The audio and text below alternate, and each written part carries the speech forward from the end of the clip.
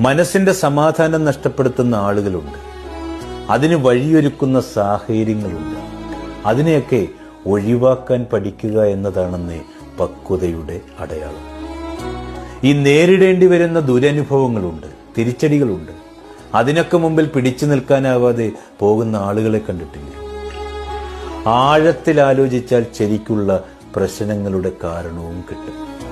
ഈ ജീവനും ജീവിതവും ഒക്കെ കൊടുത്തിട്ടും മനസ്സിലാക്കാൻ കഴിയാത്തവരോട് പരിഗണനയ്ക്ക് വേണ്ടി യാചിച്ചിട്ട് വല്ല കാര്യമുണ്ട്. അവരുടെ പരിഗണനയിൽ നമ്മളൊന്നുമല്ല, വേറെ ചില ആളുകളെ ഉള്ളത്. അത് നമ്മൾ മനസ്സിലാക്കണം. ജീവിതത്തിൽ തകർക്കാനും തളർത്താനുമൊക്കെ അങ്ങനെ ഒരുപാട് ആളുകൾ ഉണ്ടാകും.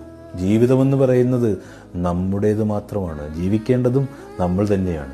ഈ തളർത്തുന്നവരുടെ മുമ്പിൽ നല്ല അഭിമാനത്തോടെ ജീവിച്ച് കാണിച്ചു കൊടുക്കണം. അപ്പോഴാണെന്നേ ജീവിതം അതായി മാറുന്നത്.